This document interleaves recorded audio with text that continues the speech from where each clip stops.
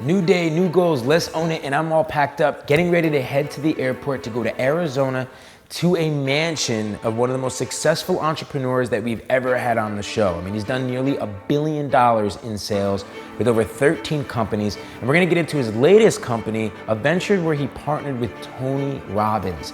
It's called Mastermind.com. So we're gonna be going into the power of masterminds in this self-education market, this specialized knowledge opportunity that's out there where they're saying it's $1 billion a day opportunity. You know, we're gonna go into the power of observing people's beliefs and how he overcame limiting beliefs in his life. At one point, he was even living inside of a bathroom with his dad. Also, does he believe in the hustle?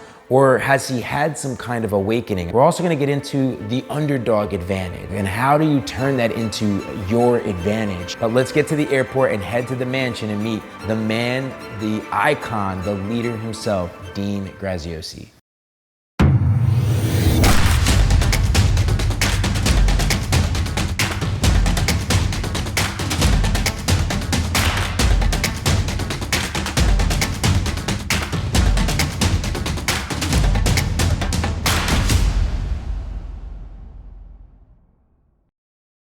So I kind of wanted to just touch on one story that I related to so much that I read. And it was the story of when your father, saw that you had hired someone else to mow the lawn. Yeah. And for me, I was like, wow, I remember my father telling me this story. I didn't actually remember it until my father brought it up to me. I think he ended up getting interviewed by a school teacher, and he told it as a joke. It was a day that he said he came home. He had told me to paint the fence of the house. But when he came home, the fence was all done and painted, but I had kids from my neighborhood leaving, and I was sitting there all right, pay me, Dad. The whatever he was offering me. I think he was offering me back then, who knows, maybe it was $80 or something. And I had paid half the kids, and I was able to keep a return, and I had an ROI. But I didn't think about it. I didn't think about it back then when I was that age as ROI and thinking about the time value of money. I just was be honest, I was just trying to get the job done and not have to work as hard back then when I was a kid. But today, I think that relates so much to what people are going through. Can you kind of maybe touch on that story and how it relates to? So I'll tell you, the story is a little different. Sometimes if we want to anchor this in beliefs, right? My dad was born during the Depression. So he was born in 1936. And he was brought up with nothing, the youngest of 11. They'd have oatmeal for breakfast and lunch and a little bit of food for dinner. So everything was scarce. So he got a belief that what his father taught him is if you can do it yourself, you don't hire somebody. That's the way you get ahead. You work hard, you do it yourself. So he raised me with that. But what I realized at a young age is that hard work doesn't equal success. My mom and dad split when I was 3. My mom worked 3 jobs to make $100 a week. My dad got up at 5 o'clock in the morning and worked on cars and worked hard, but never had anything. So I'd love to say I had this epiphany or someone told me or I was smart enough to read books. I just was smart enough to go, man, it ain't working for my dad. I love him, but it's just not working. He's stressed all the time. He argues with people. He fist fights with people. He's got all this pent up anger. He never has money. It isn't working. So fast forward, I'm not a kid anymore. I'm in my, 19, 20 years old, let's just say. And I bought my first apartment house. I got an apartment house with no money down, and I'm working away, and I get 9 apartments in this house, and I'm starting my momentum. I got 9 apartments, and I got auto sales. I got used cars I'm selling. I had 2 tow trucks, and I was looking at raw land to buy it and subdivide it. So I was from where I started with nothing and no college education and no money, man, I was becoming a big fish in my little pond, but a semi-big fish. Maybe I was making $100,000 a year, $150,000 a year, which was way more than I ever thought. So I didn't mean to make this story long, but I wanted to relate to everybody watching. So my dad comes up, and I realized this. Every Saturday I'd mow the lawn of this place. And you saw the lawn I have here. It was way bigger than this. It was an old mansion that could run down. I got it for no money down, and I took all the rooms and I made all the rooms different apartments, right? So this big lawn, every Saturday I'd weed whack and mow the lawn. My allergies were, East Coast, you got my allergies are, and then I realized one day that I could pay the kid down the street $50 to mow the lawn. And while he mowed the lawn, I could go either work on a car or work on an apartment or go try to find a new deal. And I realized, oh my God, I could spend 50 and maybe make 500 or maybe 5,000. Yeah. So the first day I hired him, my dad pulls in and I'm like a little sick to my stomach because I know how my dad is. He's an Italian guy with a temper, right? So he pulls in and he's like, you hired someone to mow your lawn. And he goes, it's over for you. You're a big shot too quick. And it's hard to say this because I look back and I have more wisdom now to judge that situation. But I judged it pretty cool at that time for being young. I was probably 19 and intimidated a little bit by my dad. And he's yelling. He's like, Mr. Big Shot. He got so mad at me. He yelled. He's like, you're going to go broke. And he literally got in his car and hit the gas. And it was gravel. And he spit gravel all over my car, dented the side of my car. And he left. And I remember being upset because, of course, you don't want to argue with your dad. But simultaneously, I was like, man, I'm freaking on to something. Like, it's something my dad never got. And the hard part is his dad instilled these beliefs in him, and my dad tried. And it was like, my dad's been telling me the earth is flat, and I believed it. And now all of a sudden, I got to believe it's round. Yeah. And that was one of the first breakthroughs where I was like, if I do what my dad does, I get what he has. If I do what other people I'm seeing be more successful do, I get what they have. So I'm going to do what they have. And the hard part is so many times we'll have family and people we love giving you advice and anchoring you with beliefs that screwed them up in the first place, but they don't know it. Right. And we have to fight that. We have to literally physically fight that out of our soul in so many cases. And I know, you said you're 34? Yeah. I'm 50 this year.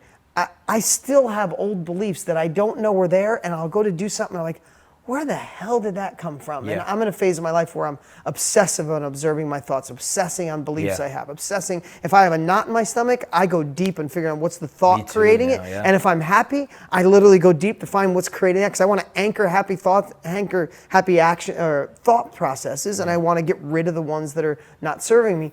But yeah, that's one of the.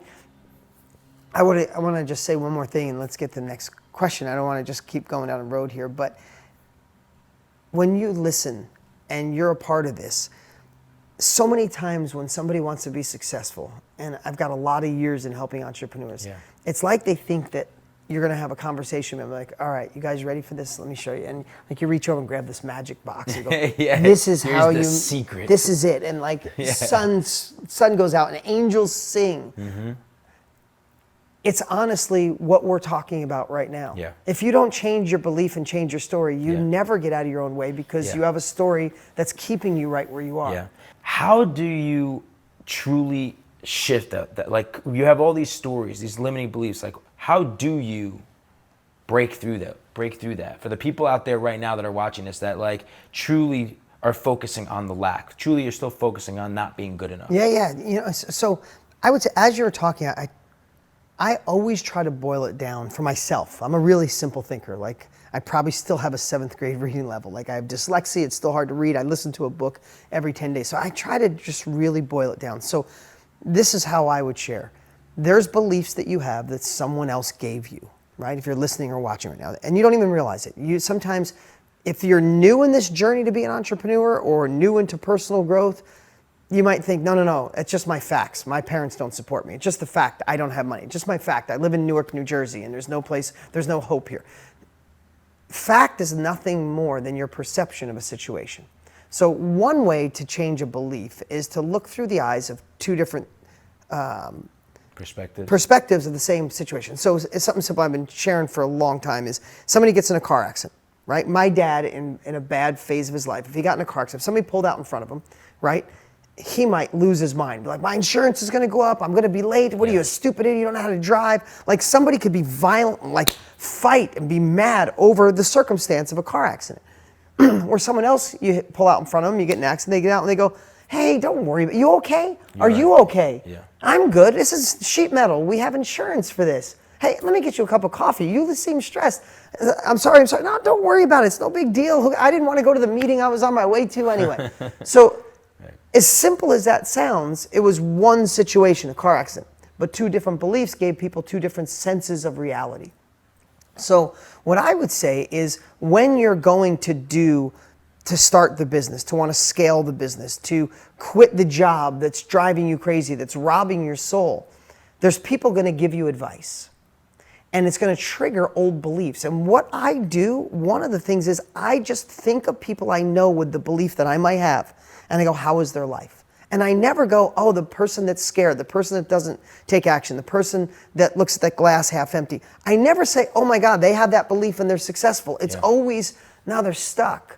Or they're making 80 grand a year at their max and they're not happy at home. And they kick their dog when they go home. So what I try to do is I try to be the observer of those beliefs in other people, and it never serves them. It's like we get a relationship advice from our single miserable friend or money advice from our broke friend. People love to share. Bad advice is the worst advice in the world, but I can go in a lot of directions, but here's the whole point. We have seeds of doubt living inside of us. And if we feed them, they grow. And if we starve them out, they die. And what we have to do is say, I could be more, like one of the things I do all the time, like right now my company, I'm launching a company with Tony Robbins, I'm launching a company with my buddy Brendan Burchard, I'm launching a nutritional company coming out. Like this is the craziest year of my entire life. And sometimes, I'll be honest, I shared it with you. I just bought a brand new house. I bought the house of my dreams. I bought a brand new building. I'm remodeling. I'm doing so many things at once. I'm getting married this year. Like all these things going on at once. And sometimes I get scared. I still do. And when I do, I still will say, what's making me scared? I'll say, I'm going to go to, let's say, $500 million. Whatever the number is, I'm just throwing something out there. I could do that, but. And that but helps me for the last, I would bet you say the last 15 years. And I tell it to everybody, if you're watching right now and you want to start your own business, you go, I'd start my own business, man, but just feel what comes out of your mouth next. And that is your biggest. You have lots of them. I know about you. I have hundreds of them. That's your biggest limiting belief that's holding you back. And that's the thing you have to prove is a lie. You have to overcome. You have to break it down. You have to get rid of it and turn it into an empowering belief. And I know you've probably shared this exact stuff with people watching, but you don't go to the gym once for a weekend and stay in shape for the rest of your life. You need to hear this stuff because you still have that stupid belief. And I would say I would never have believed this in my 20s and probably half of my 30s. If someone said to me, the biggest obstacle between you, what you want, and where you are, is the story you tell yourself on why you can't get it, I'd say bullshit most of my life. And I'll call you out on that. And it's truly the story you tell yourself. And some of the ways to do it is just, I obsessively have Googled people to find them with the same situation as me and look where they are and go, yeah, that story, my guidance counselor told me that was just a bad story. What's up, guys? I wanted to real quick. We're gonna get right back to the interview. There's so much knowledge that's dropped in this interview. I go in with Dean, but I just wanted to make sure that you guys are aware of an opportunity where in the description I have a link, and if you go through with this link, I'm gonna be offering a one-on-one mentorship session with me in person here in my home in LA or virtually. And really what it is an opportunity to work with Dean and Tony. They created a course that really will allow you to take advantage of a huge market opportunity of this knowledge-based industry. From $350 million to $1 billion a day is being spent right now for people looking for specialized knowledge, and you have that knowledge. So you probably have heard, if not, I'm launching my own mastermind, and I've gone through their course, and it gives me the step-by-step proven process for me to truly build my next multi-million-dollar business around my brand. And I just wanted to make sure that I offered that opportunity for you guys. I bought in, I literally used my money buying into their course, and I don't ever really push other people's products, but I truly believe in it that much. So if it's something that's interesting to you, go and click the link in the description, see if it's for you. And if you come and join, then I'm gonna be giving you guys a one-on-one session so that you can have me as your mentor to also walk you through, because I'm going through the process with our mastermind for Leaders Create Leaders. So let's get back to the interview, but take advantage now, don't procrastinate. If this sounds and resonates with you, go right now, click that link, and then go through the process. And I can't wait to meet you. Talk to you guys soon. You know, it's interesting because I was on the plane and I found this movie. Have you ever seen the movie In Search of Greatness? No. Fantastic movie. And it's these interviews of some of the greatest athletes. So I loved hockey too growing up. So Wayne Gretzky, Pele, the soccer player, Michael Jordan, Jerry Rice, I mean, these are the athletes I looked up to as a kid, same you here. know? And it was crazy to me because each and every single one of them were explaining how growing up, they didn't have the sports gene. They were talking about the combine. That's, you know, they like look at the data, specifically how high you can jump, how fast you can run, and none of them, even Tom Brady, none of these top athletes had the gene, the data. Yeah. But they had specific discipline. They self-educated themselves. They focused on what they were good at. They focused on, getting better at, even though they might not have been this. Wayne Gretzky, for instance, he was like, man, they could check me, they could have knocked me off. Or like I was small, I was thin, I wasn't a big guy, I wasn't fast enough, but I understood how to know where the puck was going. And that to me was my gift. And I was accurate. I would sit in the backyard and I would whack that puck 1,000 times if I had to, you know? And he even talked about how there was an advantage back then you had this like play, you would get out and you would play on a pond. You would go out and play football and get out in the backyard. It wasn't so structured nowadays where parents nowadays, they want to put all their kids in these structured systems. And I thought about the education system and everything else. And I was just like, man, it's interesting because it also proved some of the greatest athletes of all time didn't have anything special about them. You know what I call that? That's the underdog advantage. Yeah. It really is, because if you look at so many of the stories in life, it's always the person that's an underdog that will excel for so many reasons. So I'm going to share this today. Just think about a couple of things.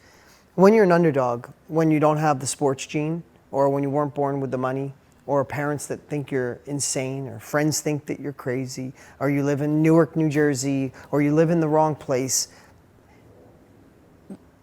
I feel like I wish I could give this gift to everyone, but the majority of people say, that's my anchor. I live in Newark. I don't have parents that support me.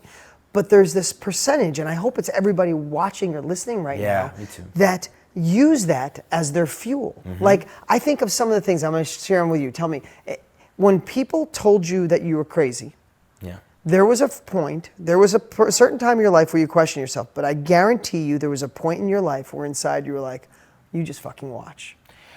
This is what Michael Jordan, if you listen to Michael Jordan, he's in the movie. He talks about his Hall of Fame speech. And he talked about how in his speech into the Hall of Fame, he called out the coach that freaking didn't put him, in the top 5 for North Carolina. The coach that didn't give him to make the team in high school. He like called it all out and he was like, you know what? That was my fuel. Thank you for doubting me back then, because that's why I freaking worked the way that I did. Yeah, and so think about that one. Think about the other one is an underdog advantage. They never see you coming. They're like, oh, Gerard, where he grew up with his, and all of a sudden you blow by him and you have a company that people want to purchase for a lot of money, right? The other thing is underdogs have to be resourceful. You weren't born with the intelligence. You weren't born with the sports gene. You weren't born with the extra money. You weren't born with a parent that says, do whatever you want. You got an open paycheck. So we have to be resourceful. I don't know about you, but every company I built had to cash flow. I didn't know how to go raise capital. I didn't have angel investors. I didn't have a dad say, here's $100 or $1 million to try. I had a cash flow within a couple months or I went broke. So I had to be resourceful as shit. So if you think it builds character in such a deep way, if you decide to use being an underdog as the wind behind your sail instead of the anchor. Do you have a process for how you look at things differently? How you're going to come to market and be a little bit different and look at things creatively? Yeah, one thing I realized, so when I went to write my first book, I had dyslexia. I barely got out of high school, so I decided to write my first book. And I learned a lesson really early on. I started writing. I was really happy. I was writing it like a conversation. And then at the time, Joel Osteen, who's a pastor, he came out with a book. And I'm like, let me read his. And I picked a business book up. And I read a couple books. And I read like 10 pages. I'm like, oh my God, they're so smart. I don't know how to write that way. And I almost didn't write the book. So there's one thing I don't do is I don't overanalyze the competition to the point where I alter my gut emotion that I want to go after. I use it as the fuel to say, hey, there's a market I see. Like later we'll talk about what Tony Robbins and I are doing. It's a market that needs a leader. There's no leader in it. And but you look at it and you may think like, everyone's doing it. There's no room for me. So a couple things I don't do is I don't look at what other people are doing. I like to go back to childhood naivety or being naive. I got in business when I was 17 because no one told me enough that I shouldn't. Like I look back now, I was like, are you crazy? Right? Yeah, me too. So I still approach businesses and people go, oh, that market's saturated. Even when I went in the live event space, it was so oversaturated. Within 18 months, we were the largest live event company in the country. Wow. Right? And so there's a couple things. First off, and this is something, I promise you, this is one of the greatest secrets I've ever shared. I am so excited about this. I try to live in the mind of the people I want to serve. Now, everybody's heard that, but I don't mean like, this is what I think they need. I want to ride the bus with those people. I want to stand in line at Walmart. Or if I'm dealing with a CEO executives, I want to know what they're saying at their conference tables when they're freaked out and they can't get the deal closed. I have read tens of thousands of comments of my students, tens of thousands. Like, just read it and read it. And I take that in, and I don't want to live in my mind. I have different problems right now. Like, what private school should my kids go to? But I remember and will never forget what it's like when I didn't have lunch money. So if I'm going to create a course or a training for someone who's struggling right now, I don't look at it from these guys. I live in that mind. I read the comments. I follow the people they would follow. I see what's lacking in their life. And I also know, here's another one, and I know you've heard it, but think it in this frame reference. Most people create something that people need. People don't buy what they need. You've heard this, but like, really think about it. People need to go to the gym more. They need to stop eating sugar. They need to listen to their spouses more. Yeah. They don't do it unless they want. One thing is they do it if they want to. They want to go to the gym. They want to quit smoking. They want to change their life, right? Yeah. So I've really obsessed on giving people what they want, selling people what they want, and actually giving them what they need. So if you wonder why my real estate brand became the biggest in the world, right? There was nobody. We took everybody out. It's about $150, $200 million a year industry. Within 5 years, I was doing $200 million. I wiped out all the competition. Wow. I did it because people came because they wanted to make money in real estate. I want to flip a house like they do on these TV shows and make money. They came for real estate. But if you watch my training videos every week, I gave them what they needed. I gave them personal growth every single. They'd come for real estate and I teach them how to overcome their limiting beliefs. They'd come for real estate and I tell them how to get rid of negative people in their life. They'd come for real estate and I told them how to focus on solutions and point their ship and how to create a morning routine to set their day up for confidence. In the beginning, people were like, dude, I came here for real estate. You're going to tell me how to do a morning routine? This is bullshit. I'm like, I have more successful students than anyone on the planet. You want to go find the guy that gives you tactics? There's a library full of books that could probably tell you how to do real estate. Go to the library. It's free.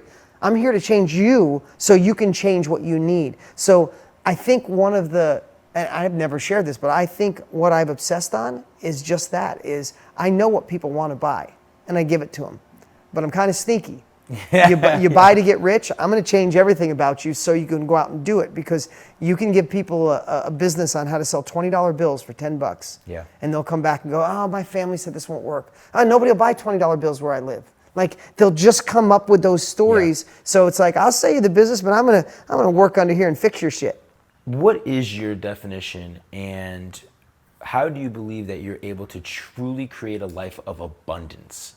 You're taking care of your family as a dad, the Little League, doing what you always wanted to with Little League, and generating nearly $1 billion in sales, hundreds of millions. Got this new venture with Mastermind.com, partners with some of the greatest leaders of all time, Tony Robbins, Russell Brunson. You're truly living this full life of abundance. How does someone really truly create that is just starting off as an entrepreneur? Yeah, so first thing I would say is we all overestimate what we can do in a year and underestimate what we can do in 5. I think Bill Gates said it, Tony Robbins, a lot of people say it, but I think it came from Bill Gates. So first off, you're probably doing better than you already think. And it takes time. I mean, I've been an entrepreneur since I was 17. I've never worked for anybody in my entire life. I cut firewood in high school, then I got wrecked cars. I told you that path. Never worked for anybody. It took a long time to get here, and I failed miserably. Like, I the reason I want to, and the reason I admire what you do, and the reason I want to yell from mountaintops is because I was foolish enough to do so many things through trial and error. I did so many things through grinding, so many things through grit. I had so many lonely nights of feeling I was the only one that thought the way I thought. I was the only one, I didn't think anybody wanted to be in business, and nobody else wanted to take the risks I wanted. There was a whole world of it, but that was before the internet even. At least now you can go online and see other entrepreneurs like you and myself that are teaching it. So I just want to share that first off, don't overestimate what you can do in a year. Like, go after it, set a 5-year plan. 5 years is going to go by like that either way. You might as well start today. Yeah. The second thing is identifying what success really means to you, because I wish I would have done that early. Like, I know success to me now more than anything on the planet. Like, I got half custody of my children. So when it's my day, I get them 3 or 4 days a week, exact 50-50. When it's my day, at 2:45, I'm waiting outside the classroom no matter what. It doesn't matter if Tony Robbins, the president, there's nobody that could take me, because that's success to me in my life. And I have to fight hard to create the revenue I want to live that life. I always want to take care of my parents. I coach Little League. I'm there for every softball game, every baseball game. I cook my kids breakfast in the morning so I could sit and have real deep conversations. Like, those things are important, and man, I'll die for those. Yeah. Right? I'll fight for those. And I guess the last piece of living a totally, successful life is knowing this, that personal growth and being self-regulated is the absolute number one contributing factor to every successful person I know. Yeah. I've been blessed to be friends with Richard Branson. I spent 2 weeks on an island with him, and sailed around an island with him, and all this great stuff. It wasn't because I was so cool. I helped raise money for his foundation, and I got invited, right? And then we became friends. From Richard Branson, quitting 8th grade and starting a newspaper, to John Paul DiGiorio, he was living out of his car with a baby when his wife left with all the money, and starts Patron Tequila and Paul Mitchell Harris products, right? Like, if you look at all of them, what they had in is they worked on themselves, they were self-disciplined, and a lot of times they gathered, and this is really important, they gathered specialized knowledge, not general knowledge. And I know those of you that are college advocates or went to college, I don't want to be rude, but the world has changed. The college used to deliver for people back when the Industrial Revolution, and college mirrored it. Yeah. And people would get general knowledge, and they'd go out and get a general job, and then they'd work their way up. And if they wanted to go and get their master's, they'd get more general knowledge, and then doctorate would be really more, and just go wider. Yeah. And what the world has realized, that's why the self-education business is on fire, that's why we get to help so many people, is the world is realizing, well, I could take all these classes of information that I might need to know, or I could spend all my time on information that I need to know right now to be successful. Yeah. That's specialized knowledge. Yeah. And I see every successful person I know never stops learning. Like, this is the last thing I want to say about it, is it is an ongoing process. Like, I am learning every day. I still listen to a book every day. I still attend masterminds every single month of my life. I run masterminds. I attend masterminds. I spend hundreds of thousands of dollars on my own education. Yeah. People who are successful and make it sustainable never stop learning specialized knowledge. Yeah. And the last thing I'll say is, if you look at the college system, or even if you went to an event, but even college, imagine going to the gym for 4 years of your life, right? Go to the gym, work out like an animal, eat perfect, you're clean, rip to shreds at the end of the 4 years, and then go, I look good, I'm done, and never work out again. How would your body look? Successful people realize that education is a lifetime. Yes. Right? So it's people who are in shape.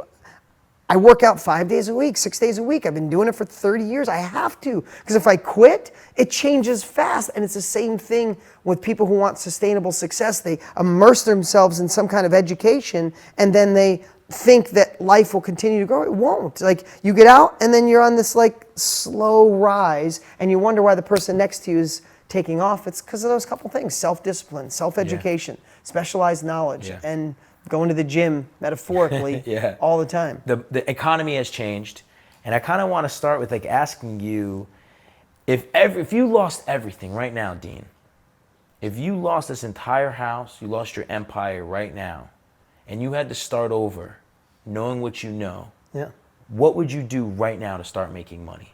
What would I do right now? Really good question. I would probably go right back into offering specialized knowledge, because especially as the economies turn, which we've just had a great run. It's almost impossible that winter isn't coming. Like, it's going to happen. Yeah, I think by like 2020, we'll probably see another recession. The middle class is like completely... Yeah, you'll wake up one morning and they'll say, oh, it's the 4th day of the stock market, 8th day of the stock. I mean, it's not because I'm a genius. It's just looking over history over the last 100 years, right? When an economy turns, the people who get the unfair advantage are the ones looking for specific knowledge. How do I market in a better way? How do I do real estate in a better way? How do I get my business to be the only one that's left on the block when everybody goes out of business? People paying for education actually goes up when the market goes down. So if you took everything away today, you couldn't take away what I've learned. Yeah. And I would say probably 20 years ago, I would have said, I'll get back into real estate because people weren't ready for it.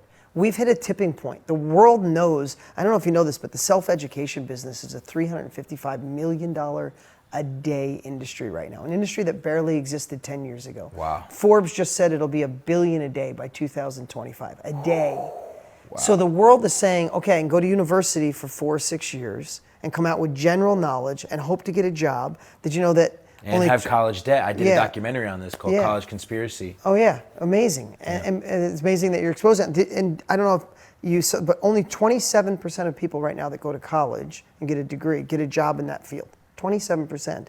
And 52% of them hate the job they got. So it's about 12% of people who go to college, get a degree, get a job that they potentially like.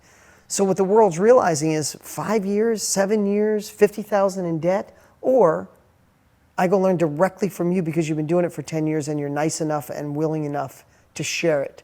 And they're just leapfrogging all that. So for me, there's nothing more exciting than the self-education business. I jump right back into what you teach people. I would jump into it 100 miles an hour. If you're just starting though, it could be somewhat intimidating. Yeah. You know, and so like what would, you know, if there's someone who has that expertise, like what would be the first few steps that you think that they should take in order to get into quitting their job, or, you know, if they feel like I know a lot of people are building that personal brand, but they don't know the business model. How do you get the right business model? So it's great because I know you do this all the time, and I get to be in front of thousands of people all the time, and I always ask questions. I'm always intrigued. Yeah.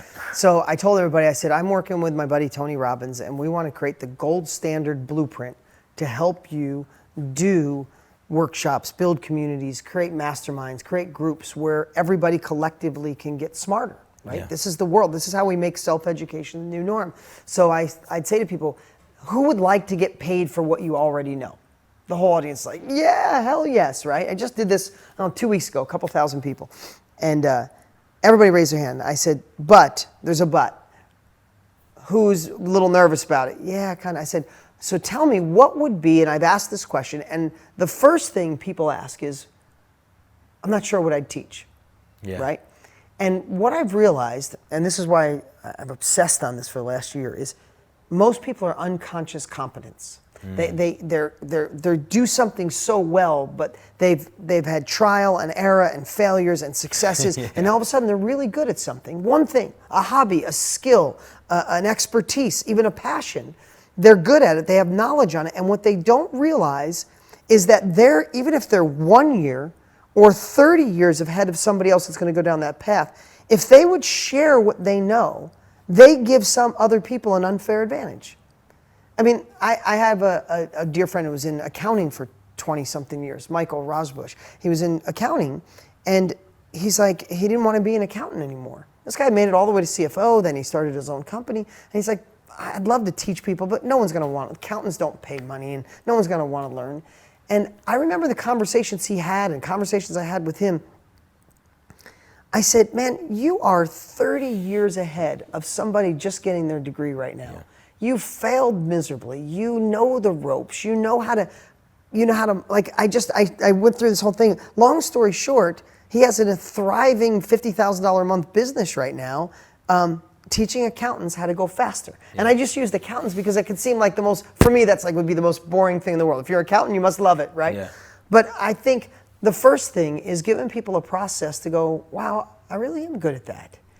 And teaching them to give them the confidence to know that somebody really wants to pay it. We're not heading to $1 billion a day because no one wants to buy it.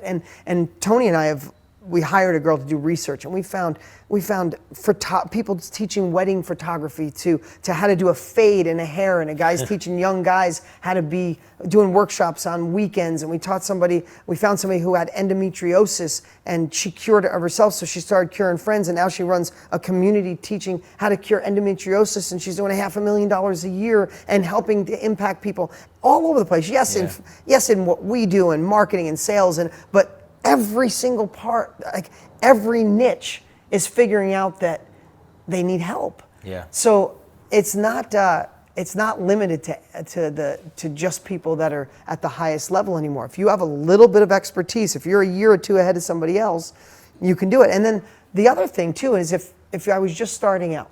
So say I didn't have an expertise. Say you're 22 years old, just got out of college. You're like, I got nothing anybody would pay me for. Then you got to look at the other side of being the reporter of someone else's expertise.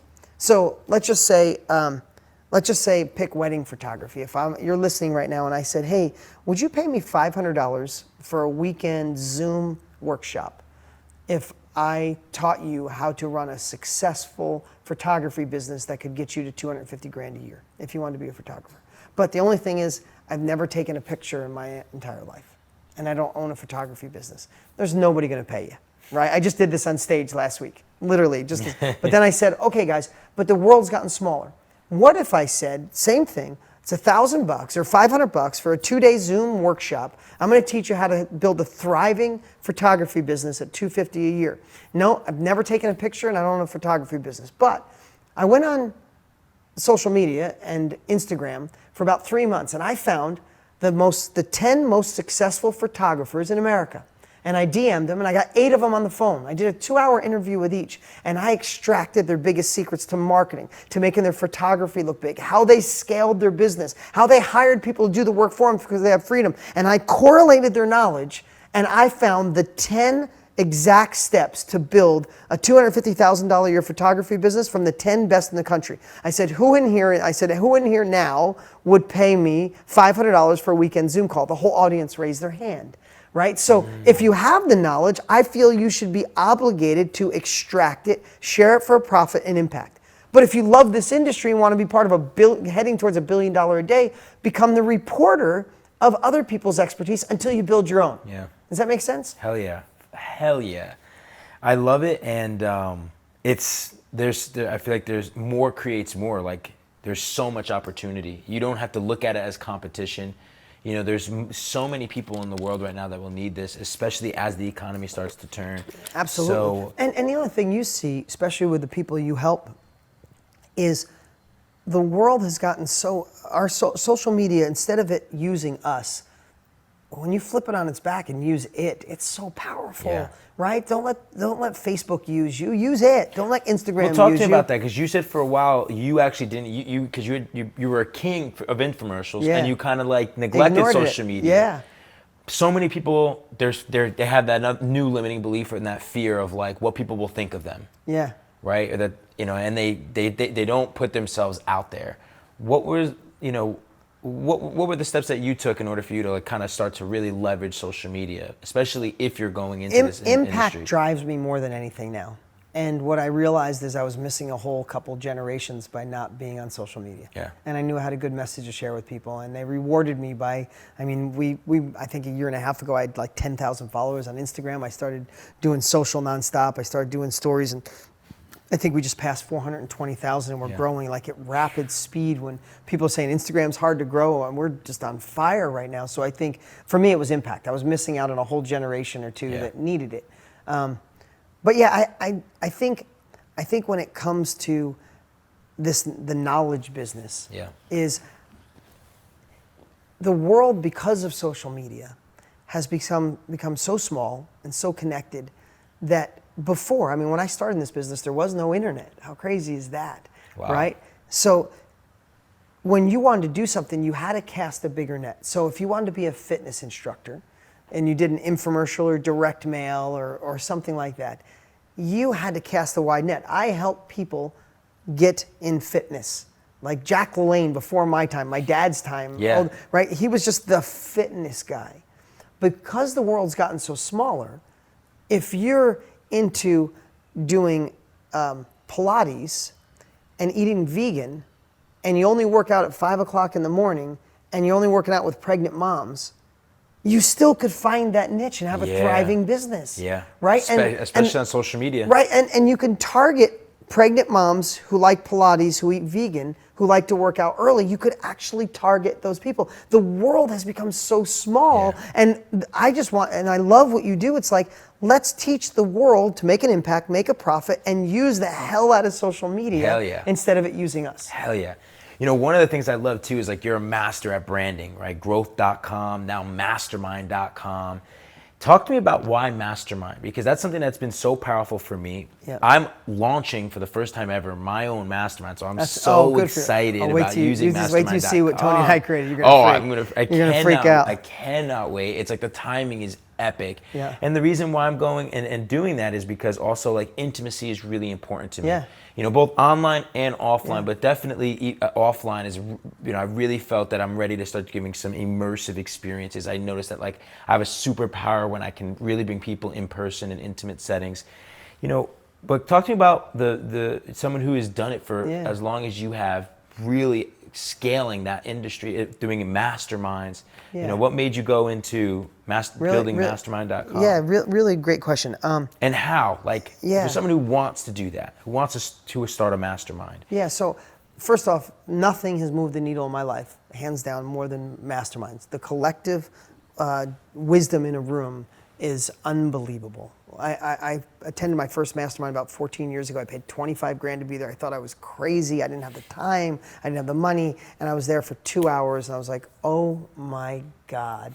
You have a problem. Somebody else in the room probably already experienced it. They could share with you. You can help them. This collective wisdom, that first event transformed my life. And I've been obsessive with masterminds. And so I'll start there. And I want to say there's a couple of things about a mastermind that people don't.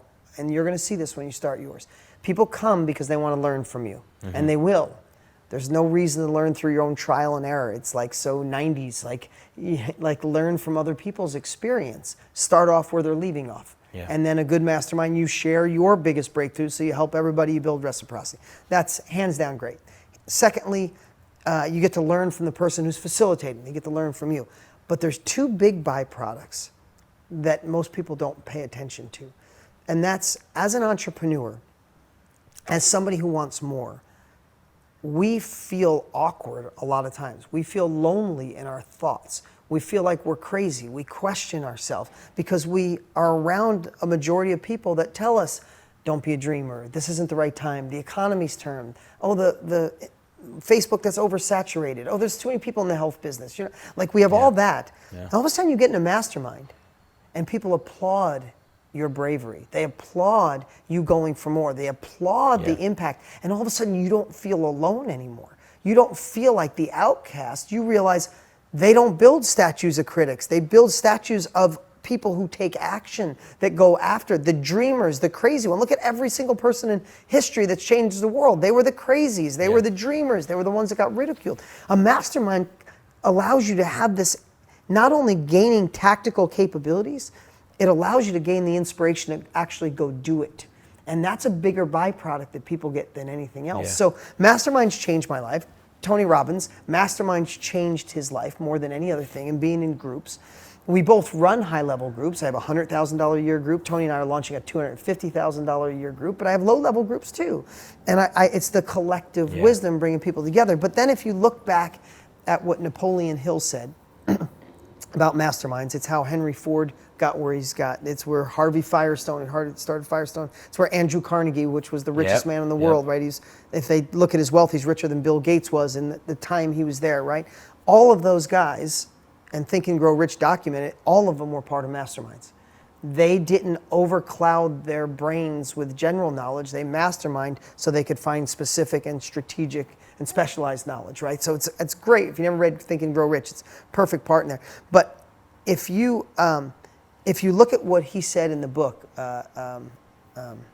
Napoleon Hill, yeah, he said, a mastermind is nothing more than when two or more people get together and their collective wisdom creates like a third person in the room. It's like you're all feeding this, and that third person feeds everybody else back. So when we thought about Mastermind, we own mastermind.com, when we thought about that is we want to make masterminds cool. Yeah. We want to make it so it's the new phrase. Like, are you going to college? No, I do masterminds. Like, and I don't believe there's any two people that could change it like Tony and I. Yeah. Listen, there's nobody that's been in this business longer than me and sustainable except for Tony. I admire him. I look up to him. Yeah. I don't put myself on his same level, but there's nobody in second place than I am. So we collaborate, and we got 62 years of combined knowledge, but under the umbrella of Mastermind. So if I'm saying this word so much and you're going, that's not for me, under that umbrella to me is a workshop that you do online. It's a community you build on helping people go faster, get quicker, get slimmer. It's a group training, a membership group. Yeah. All of those to me, if you look at Napoleon Hill's example or definition, they're all masterminds. So what we want to do is let the world know to go faster, you need to be in masterminds, but really what you should be doing is facilitating them. Yeah. If you have a knowledge or a skill, let us show you how to extract it confidently, how to identify your perfect client. We will show you how to use tools that we used over the last 20 years to use our tools in the mastermind, then how to market to attract the perfect client to give you the money, and then how to run it. And we figured we decided this about a year ago, if we built that gold standard blueprint and software, we could change the world. And I don't like to believe anything other than that. I'm going to go out 50 years from now thinking we help change the world, and that's how you actually do change it. So that's where we're at, is we want to make masterminds cool. You know about it, you're in this space. Yeah. But there's people watching right now going, I don't think it's for me, maybe it is. And I also wanted to make it that if people just want to make more money and they go, I don't have a skill, we wanted to create the process, then it's okay. But listen, Tony wrote one of the best-selling financial books in history, Money Master the Game. I don't know if you remember when it was out. It's like this thick. He's not a financial expert. Yeah, no, he reported. He reported. He went and interviewed top people, and he reported on it. And it's one of the best. I mean, he gets praised on what an amazing financial book is. He's not a financial guy. Yeah. Right. So we want to make it so if you are the expert or have a skill, man, you should share this and help the world and make money. If you're not, get in this business and be the expert. Hell yeah. Be the reporter. I love it. I cannot wait for you guys to go and check out mastermind.com. Dean, thank you so much for your time. I have one last question. I end it with this. What, in your opinion, makes a great leader? Really good question. I've never been asked that. I like when I've never been asked a question, so I might think because I want to give you a really good answer. I think a leader doesn't stand up on the hill saying, come on up, join me. I think a real leader is down in the trenches trying to push his whole team up or push the people that he wants to help up with him, and they feel like he's alongside of them. Yeah. I think a leader allows the people following him, and I think it's the same as sales. I think it's the same as my children, that I raise my children. So when I say I'm a leader, I don't mean but I'm my kids' leader. I want to lead them towards a better life. Yeah. I want to lead my employees towards a better future for themselves and the people who work for me. I want to lead the people that follow me. So I guess it's a leader in each direction. Yeah. And I think what makes a great leader, if you look through time and history, I'm geeking out on a George Washington biography right now, is he made a great leader because he let his men feel understood. When my kids are troubled, I don't just go, I dealt with that when I was a kid, you'll get over it, or just fix it or deal with it. I get on their level and go, wow, how's that make you feel? Wow, I see that. And then when they immediately feel understood, there's this congruency that immediately happens. And I do it when I'm on stage, right?